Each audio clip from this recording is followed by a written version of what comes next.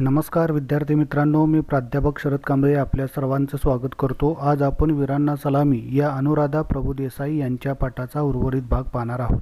पान नंबर 21 वरच्या एका परिच्छेदामध्ये लेखिका म्हणते, 24 जणांची एक टीम घेऊन मिशन लडाख अंतर्गत आम्ही राखी पौर्णिमेला रक्षाबंधनासाठी म्हणून लडाखला भेट दिलेली होती। त्यावेळेला लेह हेडक्वार्टरमधील 14 कोरच्या कर्नल झा यांच्याशी आमची भेट झाली होती। त्यावेळेला कर्नल झा म्हणाले होते, तुम्ही लष्कराचं मनोबल खूप वाढवत आहात असे गौरवोद्गार काढून त्यांनी पाठीवरती थाप मारलेली होती। शिवाय पुढे ते म्हटले होते की विसरू नका, वन्स कनेक्टेड ऑलवेज कनेक्टेड शब्द त्यांनी काढलेले होते। आता आपल्या मनामध्ये प्रश्न असा निर्माण झाला असेल की तुम्ही लष्कराचं मनोबल खूप वाढवत आहात, हे जे कर्नल झा म्हटलेले आहेत, यामुळे खरंच लष्कराचं मनोबल कसं बरं वाढत असेल? रक्षाबंधन असेल, व्हॅलेंटाईन असेल, अशा सणांच्यातून खरंच लष्कराचं मनोबल वाढतं का? तर याचं उत्तर असं आहे पहा की राखी पौर्णिमा आपल्या सगळ्यांचा आवडता सण, स्वाभाविकच तो सैनिकांचाही आवडता सण असणार। पण ज्या वेळेला आम्ही हे सण आपल्या कुटुंबियांच्या सोबत साजरे करत असतो, त्यावेळेला हे आपले सर्व सैनिक आपल्या देशांच्या सीमाचं संरक्षण करत सीमेवरती तैनात असतात। त्यावेळी ते सीमांचे रक्षण करतात। अशा वेळी आपण त्यांच्या पाठीशी आहोत, त्यांच्या त्यागाची आपल्याला कल्पना आहे, याची साधी जाणीव जरी आपण करून दिली तर त्यातून त्यांचे मनोबल वाढते।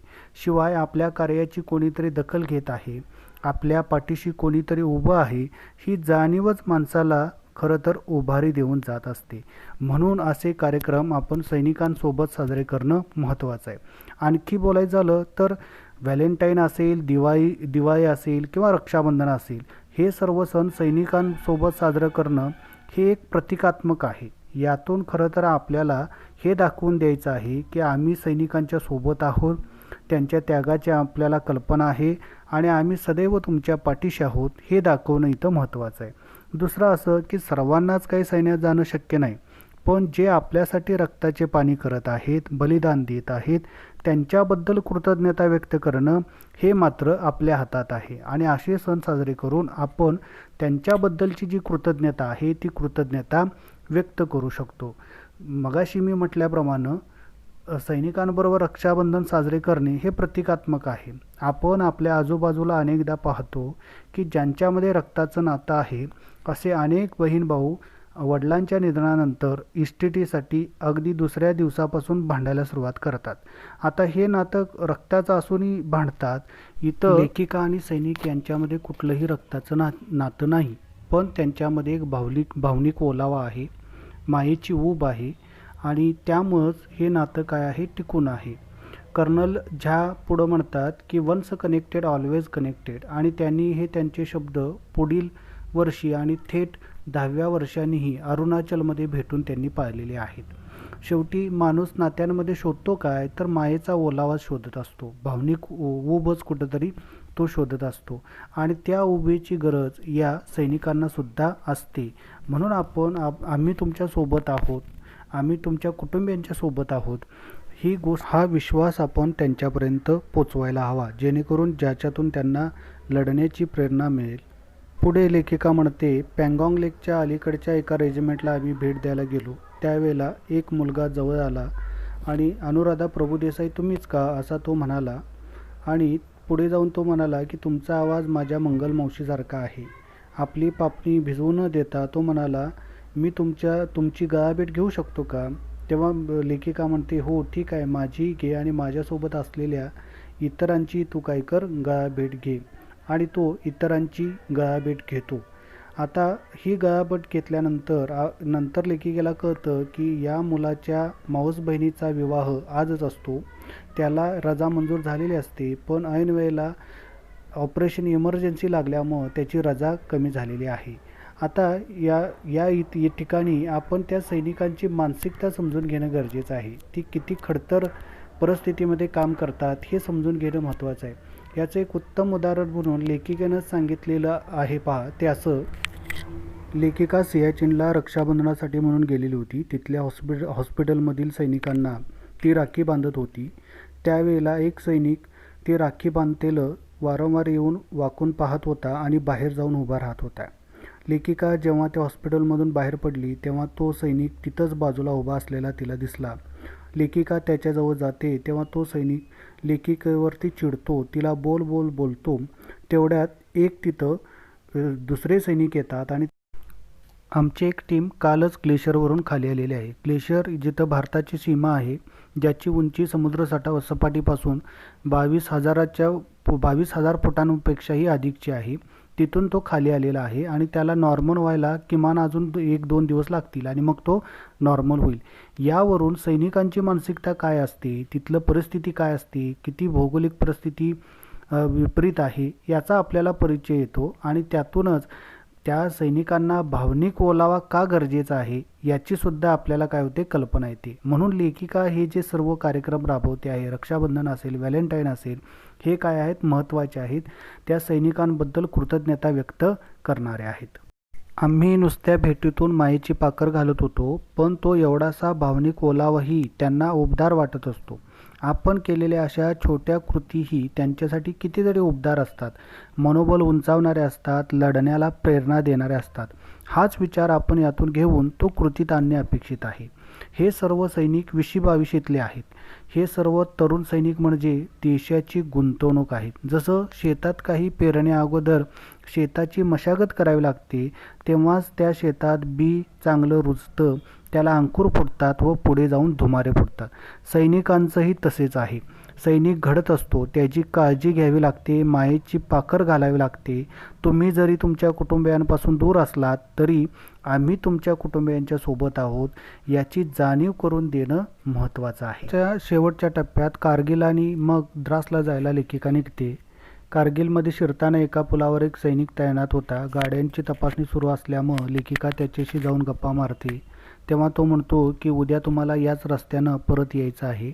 लेखिका म्हणते तर ठीक आहे, उद्या आपण भेटू. तेव्हा तो म्हणतो नाही नाही, उद्या मी असणार नाही, माझा दुसरा सहकारी या ठिकाणी असेल.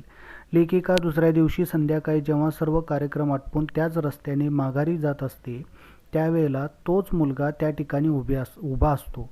लेखिका जाऊन त्याला विचारते तेव्हा तो म्हणतो की माझा सहकारी आहे, तो आजारी आहे आणि त्याच्यामुळं मी त्याची ड्युटी इथं करत आहे. लेखिका म्हणते जर समजा तो आजही नाही आला तर तो अगदी सहज बोलून जातो की काही नाही, तो अजून 2 दिवस जरी आला नाही तरी त्यानं काही फारसा फरक पडत नाही, मी माझी ड्युटी करेन.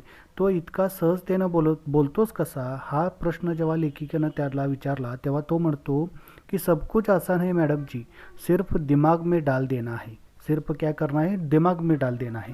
आपण जसे विचार करतो तशीच कृती आपल्याकडून होत असते. ही मुलं 22-23 वर्षांची आहेत. आपण आपल्या रोजच्या जीवनात रंगाचे उधळण करत असतो तेव्हा ही मुलं तिरंग्याच्या 3 रंगासाठी लढत असतात. ही मुलं 22-23 वर्षांची आहेत. या वयात त्यांना जबाबदारीची जाणीव आहे. त्यांनी देशाच्या संरक्षणाची जबाबदारी स्वीकारलेली आहे आणि आपल्या डोक्यातसुद्धा ती घातलेली आहे. देशाचं संरक्षण आपण करायचं आहे. जे काम आपल्याला दिलेलं आहे ते काम आपण चोखपणे पार पाडायचं आहे आणि याच्या पलीकडे जाऊन कुठलाही विचार करायचा नाही, हे त्यांनी आपल्या मनाशी ठरवलेलं आहे. हे इथं समजून घेणं काय आहे, महत्त्वाचं आहे. या वयातली ही 22-23 वयातली ही मुलं काय करतात आणि आपल्या इकडची मुलं या वयातली काय करतात याचाही विचार आपण करायला हवा. हे सर्व सैनिक भारतीय म्हणून सीमेवरती लढतात. त्यांच्यात राज्याचा भेद नसतो. परिपक्व त्यांचं नेतृत्व असतं. धर्मनिरपेक्षता असते. सर्व धर्म समभाव असतो. भाषांमध्ये भेद नसतो. फक्त देशावर अपार प्रेम या भावनेतूनच ते लढत असतात. हे समजावून घ्यायला हवे. पुढे लेखिका 2007ला जेव्हा लेहला जाते त्यावेळेला 14 कोरचे कर्नल झा बदलून त्यांच्या ठिकाणी कर्नल राणा आलेले असतात. तेही लेखिकेचं तेवढ्याच आत्मीयतेनं स्वागत करतात, बोलतात. त्यावेळेला त्यांच्या बोलण्यातून थोडे ते व्यतीत झालेत असं जाणवतं. ते म्हणतात आमच्याकडे नवीन रुजू झालेला मुलगा ज्या समाजातून येतो तिथलं भावविश्व आणि इथलं वास्तव यात जमीन आसमानाचा फरक आहे.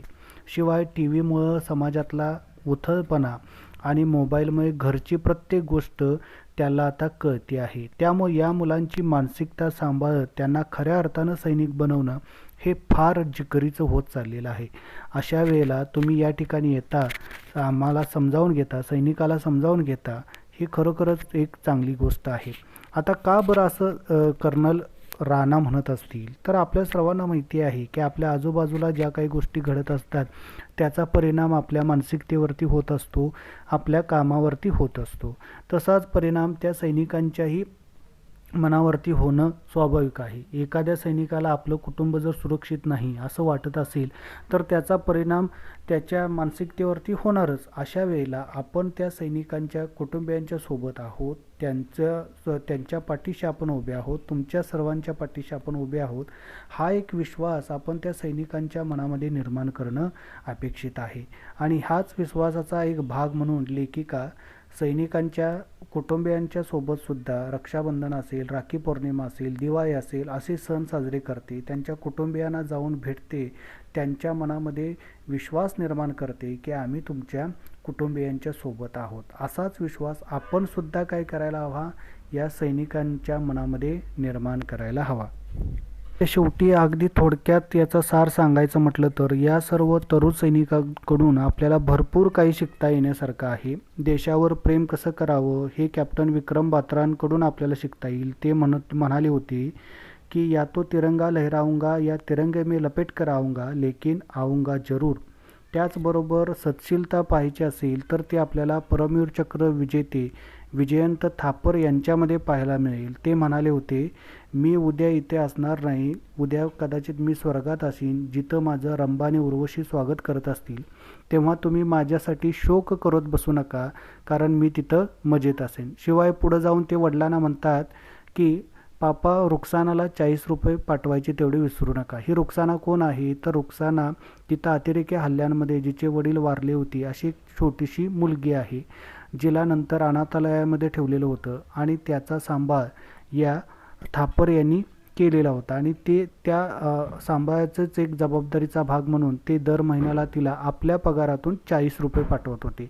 आपण जरी गेलो तरी हे 40 रुपये थांबवू नका असे ते सांगतात. शिवाय पुढं त्यांनी हेही सांगितलेलं होतं की मी मेल्यानंतर माझा एखादा अवयव चांगला असेल आणि तो दुसऱ्याला देण्यायोग्य असेल तर तो जरूर काय करावा, द्यावा. पुढं कर्तव्यनिष्ठा शिकायची असेल तर ते आपल्याला मनोज पांडेंच्याकडून शिकता येईल. ते म्हणतात की माझ्या कर्तव्याच्या आड जर प्रत्यक्ष मृत्यू जरी आला तरी मी पहिल्यांदा त्या मृत्यूला काय करेन, संपवीन आणि मग कर्तव्य पार करूनच मग मी पुढे जाईन.